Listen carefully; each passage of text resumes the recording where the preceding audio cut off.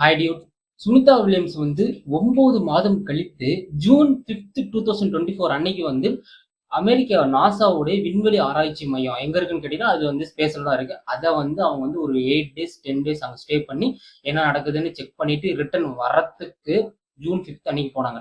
But அன்பார்ச்சுனேட்டா வந்து தொழில்நுட்ப காரணத்தினால வந்து அவங்களால வர முடியல. பட் இருந்தாலுமே வந்து இன்னும் 1 டேல வந்து சுனிதா வில்லியம்ஸ் பூமிக்கு வரப்போறாங்க. இது வந்து மிகப்பெரிய ஒரு ஹாப்பியான நியூஸ். பட் இருந்தாலுமே வந்து கூட ஒரு சேடான நியூஸும் இருக்கு. அவங்க என்னதான் வந்து விண்வெளியிலிருந்து இந்தியாவுக்கு வந்தாலும், பூமிக்கு வந்தாலுமே, அவங்க உடல் ரீதியா வந்து பல கஷ்டத்த வந்து அனுபவிக்க போறாங்க. 1 இயர்ல இருந்து 2 இயர்ஸ் வரையும் ஹாஸ்பிட்டலைசேஷன் பண்ணியே ஆகணும் அப்படின்னு சொல்லிட்டு டாக்டர் சொல்றாங்க. அப்படி ஏன் வந்து விண்வெளியில வந்து ஸ்டே பண்ணா நம்ம உடல்ல வந்து என்ன மாதிரியான உடல் மாற்றங்கள் ஏற்படும்? அத பத்தி பார்க்க போறோம். அண்ட் சுனிதா வில்லியம்ஸ் மட்டும் தான் போயிருக்காங்கன்னு கேட்டீங்கன்னா, சுனிதா வில்லியம்ஸ், புட்ச் வில்மோர் இவங்க 2 பேருமே வந்து 9 மாத காலமாக வந்து அங்க ஸ்டே பண்ணிட்டு இருந்திருக்காங்க. அவங்களுக்கும் கண்டிப்பா வந்து உடல் ரீதியா நெறைய மாற்றங்கள் ஏற்பட்டிருக்கும். அது எல்லாத்தையுமே இந்த வீடியோல நம்ம டீட்டெயிலா நம்ம பார்க்க போறோம். First of all space. அதாவது வான்வெளி, விண்வெளி அப்படின்னு சொல்லுவாங்க. நம்ம செயற்கைக்கோள் கொண்டு தான் நம்ம வந்து விண்வெளிக்கு நம்ம போவோம். அமெரிக்கா வந்து விண்வெளி ஆராய்ச்சி மையம் எங்க வச்சிருக்காங்கன்னு கேட்டீங்கன்னா, ஸ்பேஸ்ல ஒரு பர்ட்டிகுலரான ஒரு பிளேஸ்ல வந்து வச்சிருக்காங்க. அமெரிக்கா மட்டும் தான் அவங்க கிட்ட தான் வந்து செயற்கைக்கோள் இருக்கான்னு கேட்டீங்கன்னா, அதாவது ஸ்பேஸ்ல இருக்கான்னு கேட்டீங்கன்னா, அது மட்டும் கிடையாது. இந்தியா வச்சிருக்கு. அதுக்கப்புறம் வந்து ரஷ்யா வச்சிருக்கு. அதுக்கப்புறம் சைனா வச்சிருக்கு. அதுக்கப்புறம் வந்து நம்ம அமெரிக்கா வச்சிருக்கு.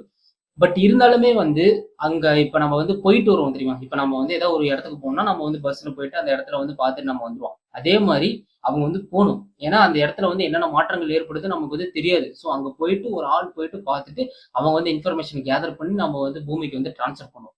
அந்த மாரி ஜூன் 5, 2024 அன்னைக்கு யார் போயிருக்கான்னு கேட்டீங்கன்னா, Sunita Williams and Butch Wilmore இவங்க 2 பேரும் சேர்ந்து விண்வெளிக்கு போயிருந்திருக்காங்க. ஸ்டார் லைனர்ன்னு சொல்லிட்டு ஒரு செயற்கைக்கோள்ல, ஒரு சேட்டலைட்ல.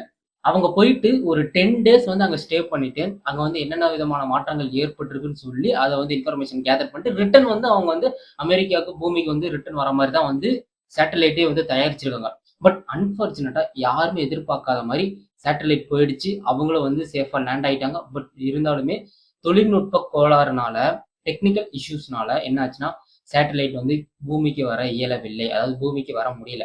இதனால 2 நாள், 3 நாள், 1 மாசம் போச்சு, 2 மாசம் போச்சு. அதுக்கப்புறம் வந்து அக்டோபர்ல வந்து அவங்க பூமிக்கு வந்துருவாங்கன்னு சொல்லிட்டு நாசா தரப்புல தெரிவிக்கப்பட்டது. வரல. அதுக்கப்புறம் வந்து டிசம்பர், அதுக்கப்புறம் வந்து ஜனவரி, அப்புறம் பிப்ரவரி இந்த மாரி போகி மார்ச் வந்துருச்சு. ஸோ மார்ச்ல வரையுமே வந்து நாசா கிட்ட இருந்து எந்த ஒரு பதிலுமே கிடைக்கல. கொண்டு வந்துருவோம், கொண்டு வந்துருவோம்ன்னு சொல்லிட்டு டெக்னிக்கல் இஷ்யூ வந்து நாங்க வந்து இது பண்ணிட்டு இருக்கோம்ன்னு சொல்லிட்டு பண்ணிட்டு தான் இருந்தாங்க. பட் எதுவுமே வேலைக்கு ஆகல. அவங்க கடைசியா எடுத்த ஆயுதம் என்னன்னு கேட்டீங்கன்னா, ஸ்பேஸ் எக்ஸ். அதாவது எலோன் மஸ்கோட நிறுவனம். அதாவது ஒரு பிரைவேட் நிறுவனம் தான் ஸ்பேஸ் எக்ஸ். இதுவும் வந்து ஒரு சேட்டலைட் நிறுவனம் தான். இந்த நிறுவனத்துக்கிட்ட எலோன் மஸ்க் கேட்டிருக்காங்க நாசா. நான் நேஷனல் ஏரோநாட்டிக்கல் ஸ்பேஸ் அட்மினிஸ்ட்ரேஷன் கேட்டிருக்காங்க. அவர் வந்து ஓகே சொல்லி, அங்க டிராகன் சொல்லிட்டு ஒரு விண்கல் சரிங்களா? ஸோ ஒரு சேட்டலைட். அது மூலியமா வந்து ஒரு 4 பேர் வந்து போயிருக்காங்க. எதுக்கு போயிருக்காங்கன்னா, சுனிதா வில்லியம்ஸ் அண்ட் புட்ச் வில்மோர வந்து ரிட்டர்ன் வந்து கூட்டு வரதுக்கு போயிடுச்சு. அதாவது மார்ச் 15 அன்னைக்கு வந்து வெற்றிகரமா வந்து விண்ணில் செலுத்துனாங்க.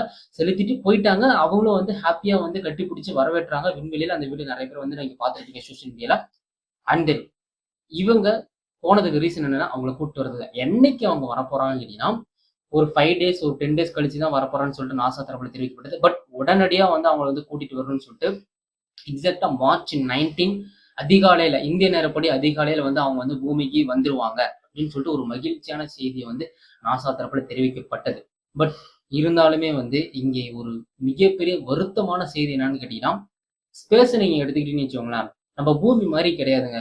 நீங்க ஸ்பேஸுக்கு ஒன்ஸ் நீங்க போயிட்டீங்கன்னா, அங்க வந்து நீங்க வந்து உணவு எடுத்துப்பீங்க. பட் உணவு வந்து எப்படி இருக்கும்னா, கிராவிட்டி மூலியமா வந்து மிதந்துட்டு தான் இருக்கும்.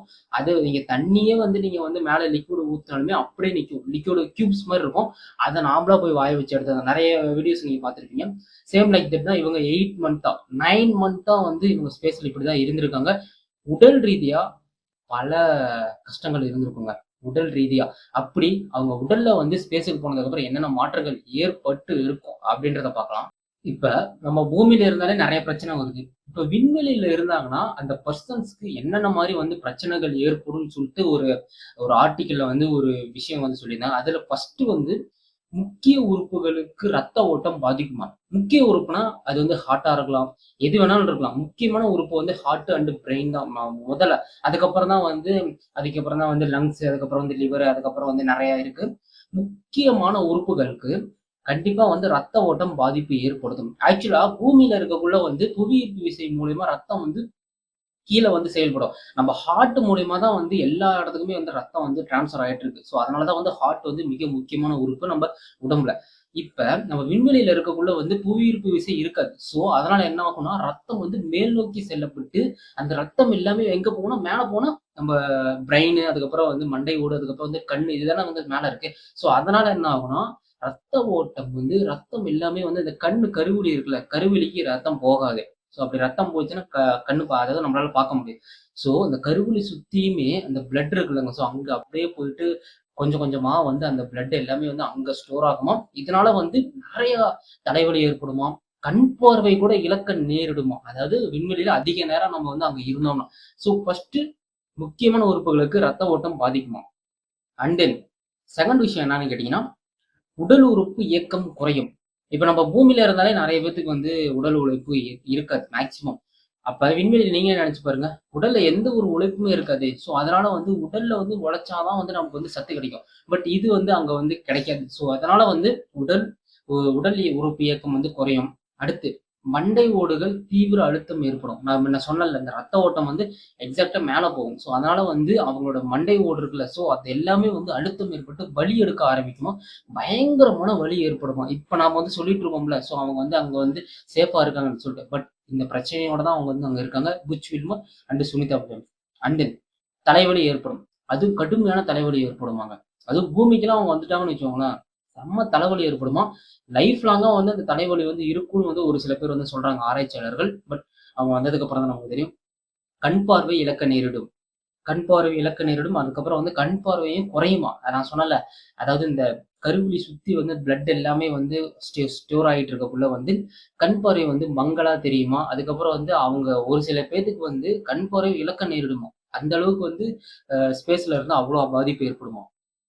அண்ட் தென் நரம்பு மண்டலம் சிதைவு ஏற்படும். நரம்பு மண்டலம்னா அதாவது நியூராலஜின்னு சொல்லுவாங்க. ஸோ இந்த நியூரான்ஸ் மட்டும் தான். அதாவது நம்ம நரம்பு மூலியமா தான் வந்து உடல் வந்து இயங்குது. நம்ம உடம்புல மட்டுமே பல லட்சம் கணக்கான வந்து நரம்புகள் இருக்கு.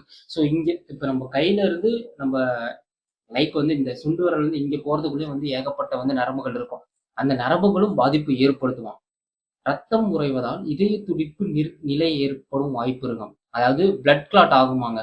ஸோ கருவிலே வந்து பிளட் தேங்கிட்டே இருந்ததுன்னா, இதனால வந்து இதயத்துக்கு தான் பாதிப்பு. ஏன்னா பிகாஸ் வந்து ஹார்ட் தான் வந்து இந்த ஆர்டீஸ் வெயின்ஸ் மூலியமா வந்து உடல்ல ஃபுல்லா வந்து பிளட்ட வந்து சர்க்குலேட் பண்ணிக்கிட்டே இருக்கும். சர்க்குலேட் பண்ணிட்டு இருக்கனால தான் நம்மளால வந்து இயங்க முடியுது. சர்க்குலேட் பண்ணாம ஒரே இடத்துல இருந்தா ஹார்ட் வந்து அந்த வேலை இருக்காதுல்ல. ஸோ அதனால வந்து ஹார்ட் அட்டாக் ஏற்படுறதுக்கு கூட அதிகபட்ச வாய்ப்பு இருக்கு அப்படின்னு சொல்றாங்க. மெயினா சிறுநீரக வெளியேறுவதால் ஏற்படும் பாதிப்புகள் சிறுநீரகத்தை பாதிக்கும்.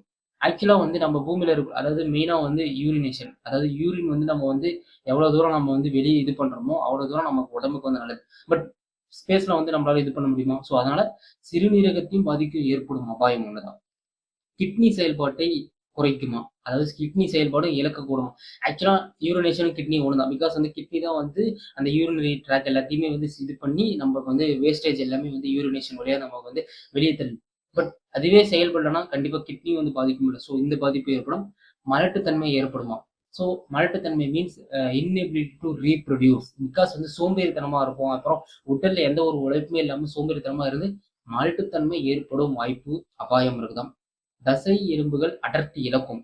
எஸ், இது வந்து ஒரு மெயின் திங். தசை எலும்பு அடர்த்தினா, இப்ப நம்ம வந்து ஸ்பேஸ்ல இருக்கக்குள்ள வந்து நம்ம வந்து ஒரு பர்ட்டிகுலர் டைம்ல ஒரு 10 டேஸ் இருந்தா, நம்ம உடம்புல வந்து 10% ஆஃப் வந்து அதாவது தசை அப்புறம் எலும்பு வந்து என்ன ஆகும்னா, இதாகுமாம். அப்படியே உருகிக்கிட்டே இருக்குமாம்.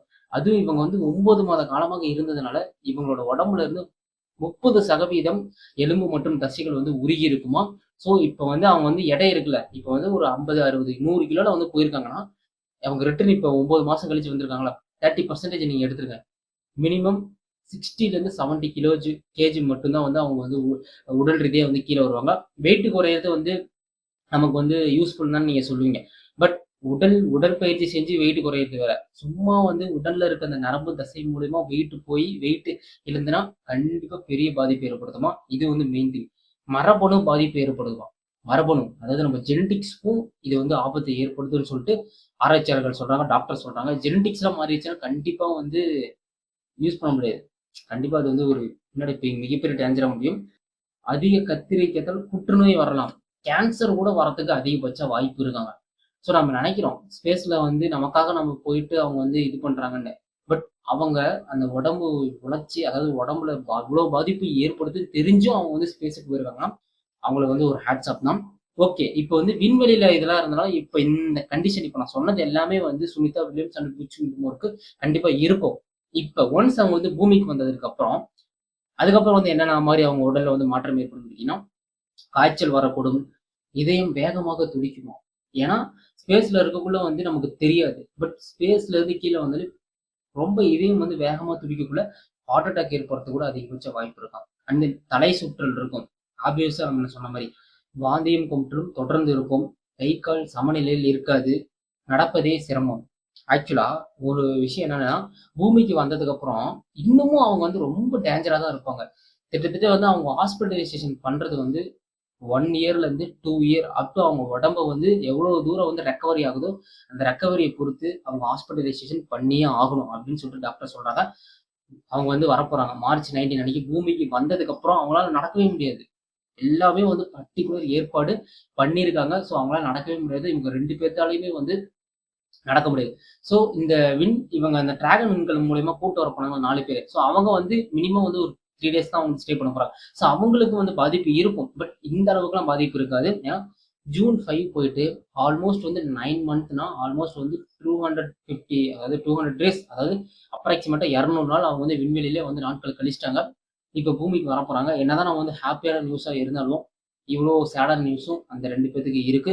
ஸோ ப்ரே பண்ணிக்கலாம். ஸோ அவங்களுக்கு பூமிக்கு வந்ததுக்கு அப்புறமும் இது எல்லாமே இருக்கக்கூடாதுன்னு சொல்லிட்டு, பிகாஸ் வந்து ஹாஸ்பிட்டலைசேஷன் பண்ணி தான் ஆகணும். அதுக்கும் செலவு எல்லாமே வந்து கவர்மெண்ட் தான் பார்த்துக்கும். இவ்வளோ விஷயம் இருக்குல்ல. ஸோ நாம வந்து ஈஸியா சொல்லிடுறோம். தேவையில்லாம எதுக்கு அங்க போறோம், வரோம்ன்னு. பட் எல்லாம் வந்து நாட்டு மக்களுக்காக தான் வந்து அவங்க போயிருக்காங்க. ஸோ அங்க என்ன பண்றது? ஸ்பேஸ்ல வந்து பூமி வந்து ஒரு வேளை ஏதாவது ஆயிடுச்சுன்னா, நம்ம வந்து ஸ்பேஸ்ல வந்து இன்னொரு கிரகத்துல நம்மளால வாழ முடியுமா? இதுக்காக தான் வந்து அவங்க போறாங்க. ஸோ அவங்களுக்கு வந்து ஹேட்ஸ் ஆஃப். ஸோ பூமிக்கு வந்ததுக்கு அப்புறம் இவ்வளவு விஷயங்கள்லாம் இருக்கு.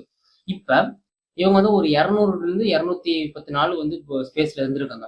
ஒருத்தரு ரஷ்யாவை சேர்ந்த ஒரு விண்வெளி வீரர் கிட்டத்தட்ட வந்து 375 நாட்கள் வந்து எங்க இருந்திருக்காங்கன்னா, ஸ்பேஸ்ல இருந்திருக்காங்களாம். அவங்களுக்கும் இதே மாரி பாதிப்பு ஏற்பட்டிருந்திருக்கு. பட் அவங்க வந்து ஹாஸ்பிட்டலைசேஷன் பண்ணி இப்போ வந்து நார்மல் ஆயிட்டாங்க. அதுக்கப்புறம் வந்து அமெரிக்காவை சேர்ந்த ஒரு விண்வெளி வீரரும் கிட்டத்தட்ட வந்து 350 நாட்கள் வந்து ஸ்பேஸ்ல வந்து தங்கி இது பண்ணியிருந்திருக்காங்களாம். இன்னும் வந்து அவர் வந்து ஒரு 1 மந்த் வந்து அங்கேயே இருந்திருந்தாருன்னா, அந்த ரஷ்யா இருக்குல்ல, ஸோ ரஷ்யா விண்வெளி வீரர் சாதனைய வந்து முறியடிச்சிருப்பாராம். பட் அவர் வந்து ரிட்டர்ன் வந்து வந்துட்டாராம். இவ்ளோ கஷ்டத்தையும் தாண்டி தான் வந்து Sunita Williams and Butch Wilmore எங்க இருக்காங்கன்னா, ஸ்பேஸ்ல வந்து இருக்காங்க. பட் அவங்க வந்ததுக்கப்புறம் வந்து கண்டிப்பா இந்த உலகமே வந்து அவங்கள பாராட்டும். பிகாஸ் அவங்க பண்ணது அப்படி. அன்பார்ச்சுனேட் டெக்னிக்கல் இஷ்யூனால வந்து அங்கேயே வந்து ஸ்டே பண்ணிட்டாங்க. பட் இதுக்கு மெயின் முக்கிய காரணம் வந்து இன்னொருத்தருக்கு நம்ம வந்து தேங்க்ஸ் சொல்லி ஆகணும். எலோன் மஸ்க் சொல்லி ஆகணும். ஏன்னா, ஸ்பேஸ் எக்ஸ் நிறுவனம். அது வந்து ஒரு பிரைவேட் நிறுவனம். அவரு வந்து வேணான்னு சொல்லியிருந்தா வேணான்னு போயிருந்திருக்கலாம். பட் நாசாவே போய் கேட்டிருக்கு. சில பேர்னா வந்து கண்டிப்பா வேணான்னு தான் சொல்லுவாங்க. அதாவது ஒரு சில அந்த ஈகோஸ்டிக்லாம் இருந்தாங்கன்னா கண்டிப்பா வேணான்னு சொல்லுவாங்க. பட் எலோன் மஸ்க் வந்து ஓகே நம்ம பண்ணலாம்னு சொல்லிட்டு அவரோட நிறுவனத்தின் கீழ வந்து இவங்க 2 பேரும் கைகோர்த்து டிராகன்ற ஒரு சேட்டலைட் உருவாக்கி அந்த டிராகன் சேட்டலைட் மூலியமா தான் ரிட்டர்னும் வந்து பூமிக்கு வரப்போறாங்க. ஸோ எலோன் மஸ்க்கும் இதுக்கு வந்து ஒரு தேங்க்ஸ் சொல்லியே ஆகணும். இத பத்தி நீங்க என்ன நினைக்கிறீங்கன்றத மறக்காம கமெண்ட் செக்ஷன்ல கமெண்ட் பண்ணுங்க. ஸோ அடுத்த ஒரு வீடியோல பார்க்கலாம். அது வரையும் be safe, stay happy, let's chill. டாடா பை பை. See you.